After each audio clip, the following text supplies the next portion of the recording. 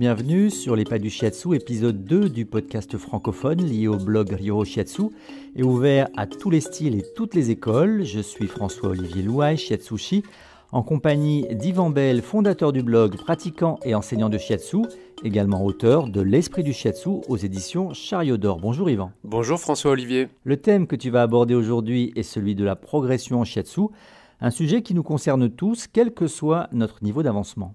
Oui, absolument. Tout d'abord parce qu'il n'y a pas de fin à l'apprentissage, donc nous sommes tous des éternels apprenants dans cet art qu'est le Shiatsu, un art manuel et thérapeutique à la fois, d'origine japonaise, on le sait, et qui nous amène très très loin. Alors, on peut dire que le Shiatsu est une technique, mais si on considère cela comme une seule technique, à ce moment-là, au bout d'un moment, eh bien, on en a fait le tour. La technique est une fin en soi, alors que si on parle de voie du Shiatsu, on rentre dans un art au sens japonais là aussi du terme, qui nous propulse sur un chemin presque sans fin qui nous amène d'étape en étape. D'un côté donc la technique et puis de l'autre ce qui va nous mouvoir, nous faire avancer et aussi tout ce qui sous-tend, les principes qui sous-tendent la technique. Et c'est ça la voie, c'est le travail d'un individu, un travail d'une vie qui va nous faire cheminer. Alors c'est un double cheminement, c'est un cheminement d'abord à la surface du monde, qui nous amène d'école en professeur, de professeur en rencontre, et puis le travail avec tout et toutes les praticiens, et puis tous les receveurs et les receveuses qui viennent nous voir. Et puis il y a un deuxième cheminement qui lui fonctionne différemment et va vers la surface et entre dans la profondeur pour nous faire découvrir ce que nous sommes finalement au bout du compte, c'est-à-dire l'être humain que nous sommes, avec sa complexité, ses défis, ses problèmes, ses blessures aussi, et puis bien sûr ses forces, ses avantages et ses réussites. Donc tout cela va se mélanger et puis on ne peut pas dire du coup que la technique reste toujours la même puisqu'on évolue et d'une année à l'autre tout ça change. Il suffit de prendre un praticien jeune et puis de le reprendre 10 ans plus tard, puis 20 ans plus tard, puis pourquoi pas 40 ans plus tard. Et on voit que tout évolue, l'individu comme la technique. Donc c'est une progression, oui. Et pour comprendre cette progression et en décrire les étapes, on peut s'appuyer sur le vocabulaire utilisé déjà par les pratiquants d'arts martiaux japonais. Alors tu parles d'arts martiaux au sens traditionnel. On avait des référents qui sont en fait les mêmes pour tous les arts japonais et toutes les voies japonaises, que ça soit ikebana, l'art floral, ou bien chado, l'art du thé, ou encore celle de la forge du sabre, peu importe. Les anciens japonais, et puis je pense les autres asiatiques aussi, ont très vite compris qu'il y avait grosso modo 3 phases d'évolution qu'on a nommées Shu, Ha et Ri.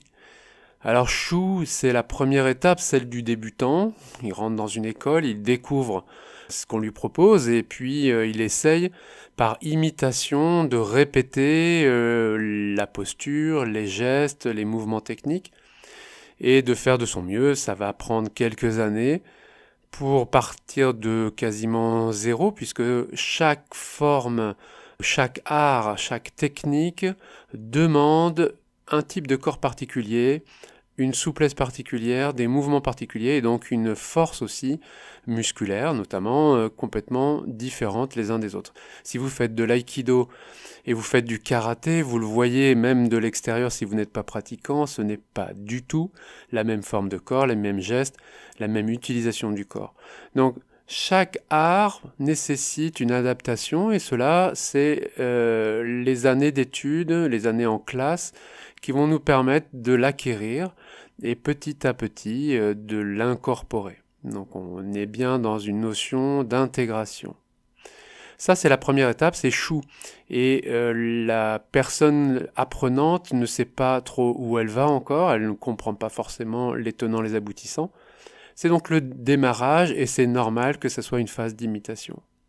Puis l'étudiant quitte l'école et se retrouve livré à lui-même en général pendant un certain temps, à moins qu'il reprenne une classe dans une autre école.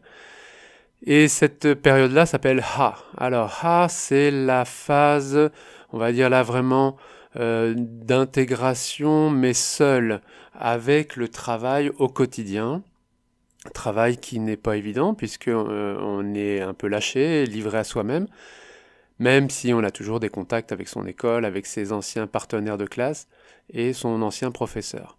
Mais cette phase-là est hyper importante, puisqu'on pourrait la comparer avec l'œuvre au noir, c'est-à-dire travailler, travailler, travailler, et donc par ce biais se faire aux outils que l'on a appris, éventuellement les corriger, éliminer ceux qui ne nous correspondent pas.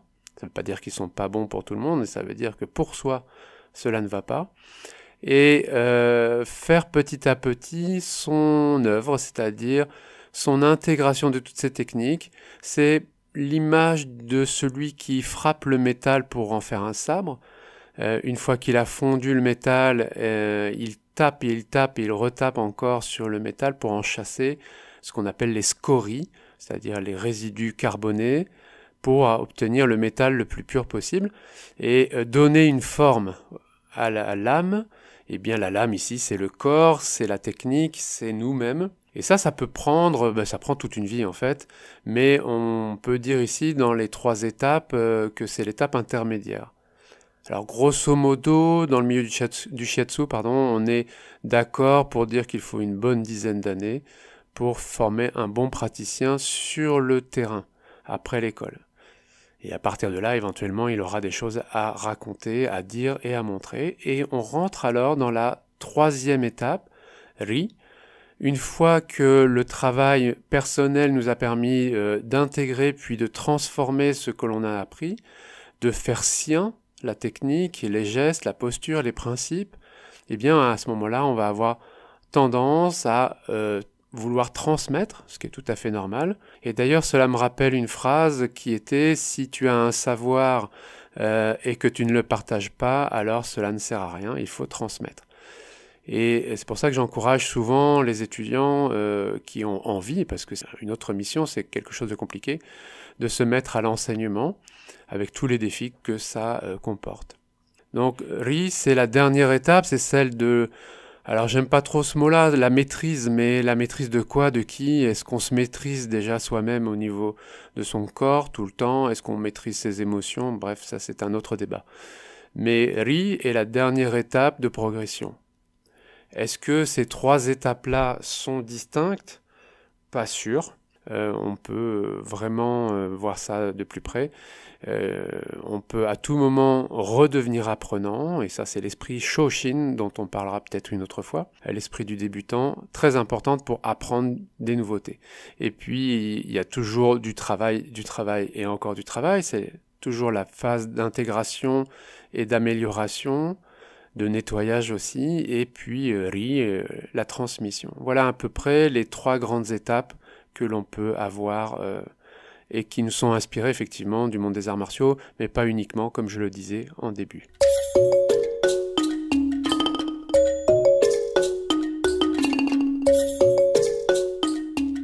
En parallèle de cette progression se jouent d'autres formes d'évolution et de changement possibles, comme de passer d'une forme de shiatsu un peu dure à une autre plus souple par exemple.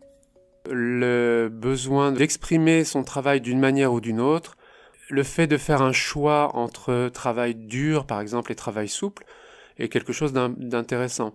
Certaines personnes choisissent le travail dur, d'autres vont plutôt faire quelque chose de très soft. Certains vont passer de l'un à l'autre. Ça correspond à chacun en termes de corps et en termes de psychologie aussi. Qu'est-ce qu'on souhaite faire, qu'est-ce qu'on souhaite émettre et donner, quelle image aussi on veut apporter à son travail et à son client. Donc c'est tout ça à la fois qui se mélange, c'est pas toujours très très bien au clair dans l'esprit des gens qui le font d'ailleurs, et c'est intéressant de se poser la question, pourquoi je travaille comme ça, qu'est-ce que je cherche à faire? À partir du moment où on peut justifier sa posture, justifier sa technique et justifier la manière d'appliquer sa technique, alors on est dans quelque chose de conscient et beaucoup plus assumé. La distinction entre travail dur, souple et libre fera l'objet d'un prochain épisode de podcast. Pour en revenir à la question de la progression, au niveau individuel, est-on toujours conscient du stade où l'on est, du temps nécessaire pour aller au suivant? Le shiatsushi passe parfois par des phases où il n'a plus l'impression de progresser. Oui, alors la notion d'absence de progression est une partie de la progression. Ça a l'air un peu absurde de dire ça comme ça, mais c'est exactement ça, c'est-à-dire on va passer par des plateaux où on a l'impression que plus rien ne se passe, qu'on n'avance pas, qu'on patauge dans la semoule. C'est vraiment quelque chose d'important. Alors, quand on est débutant, on n'a pas trop ce problème puisqu'on découvre absolument tout. On est à l'école, donc le professeur, à chaque semaine ou chaque mois ou chaque week-end, nous amène de la nouvelle matière. Et là, on est constamment sollicité, poussé, stimulé. Mais une fois qu'on est livré à soi-même, c'est là que le problème commence et qu'on va petit à petit, dans la digestion dont je parlais tout à l'heure de notre technique, on va se retrouver face à soi-même et face à des doutes et face à des moments où on ne sait plus que faire, quoi faire, comment le faire. Et ces moments-là, au début, sont assez courts, on trouve vite des solutions, puis de plus en plus, ça devient compliqué. Et plus on avance sur notre progression intérieure notamment, plus ces plateaux, je les appelle comme ça, vont se transformer en véritables traversées du désert, difficiles, longues, et puis pénibles, rugueuses, qui vont demander, nécessiter que l'on cherche en soi ce qui bloque, ce qui nous empêche de progresser. Si on se dit qu'on n'a pas besoin de faire ce travail-là, qu'on est très bien comme on est, alors on se fige et on retombe dans les certitudes, les postures un peu belliqueuses, c'est comme si et c'est pas comme ça, et on n'avance pas, on ne progresse plus.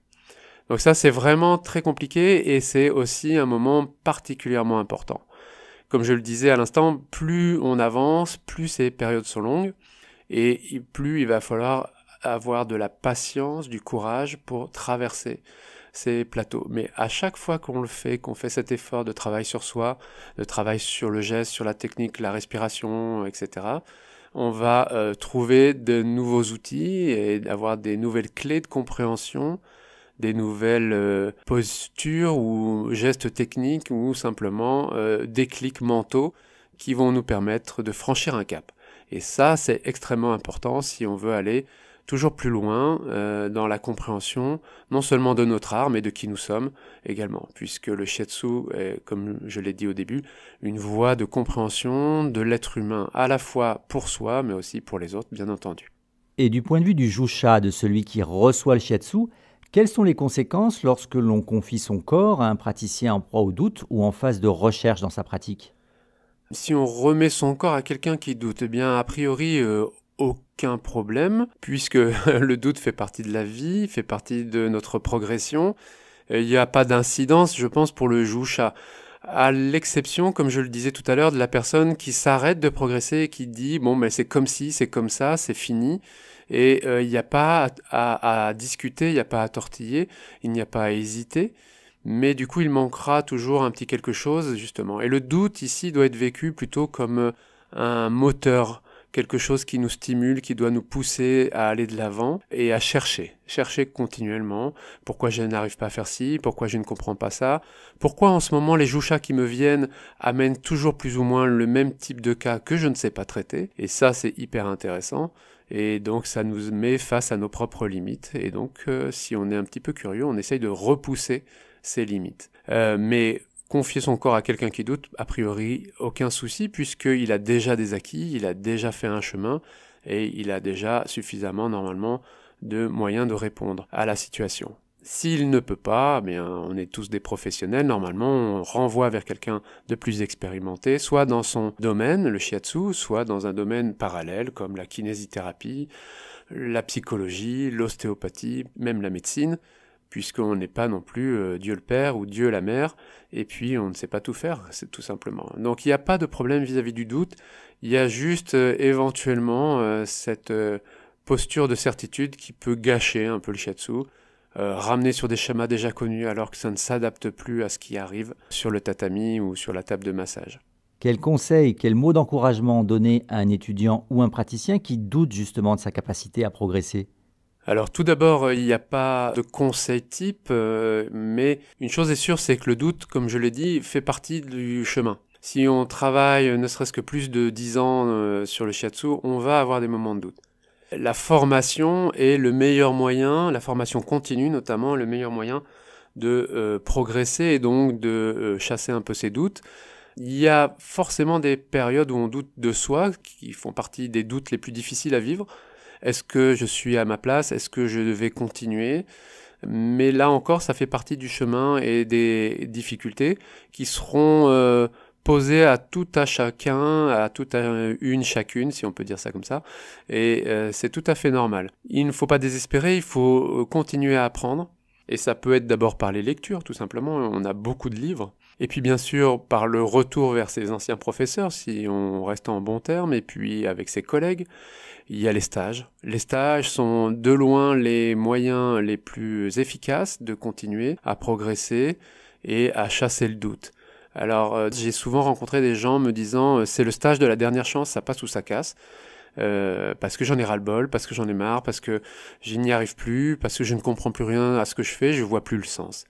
Et puis, notre rôle d'enseignant dans ces cas-là, c'est de remotiver la personne, pas simplement avec des mots, mais avec une manière de faire, une manière de voir, en amenant une certaine énergie, certains types d'émotions aussi, pourquoi pas, et puis de regonfler la personne à bloc pour qu'elle reparte. Et généralement, ça marche très bien.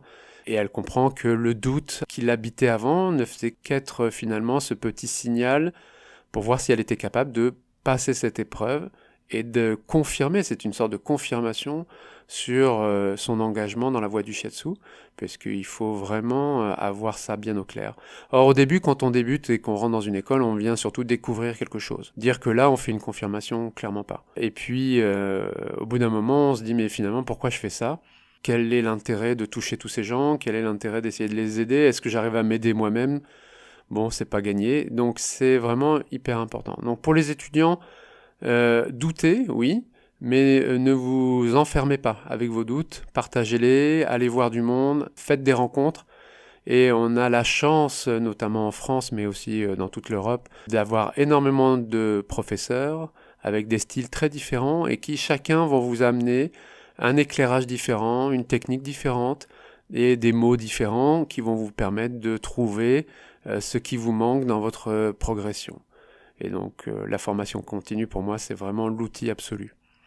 Voilà. Merci Yvan, à bientôt. Merci à toi François-Olivier et puis oui à bientôt et merci à tous les auditeurs. Merci à vous de votre écoute. Pour ne pas manquer le prochain épisode sur les pas du shiatsu, la bonne idée c'est de vous abonner au podcast. Spotify, Deezer, Apple et Google ont déjà référencé sur les pas du shiatsu.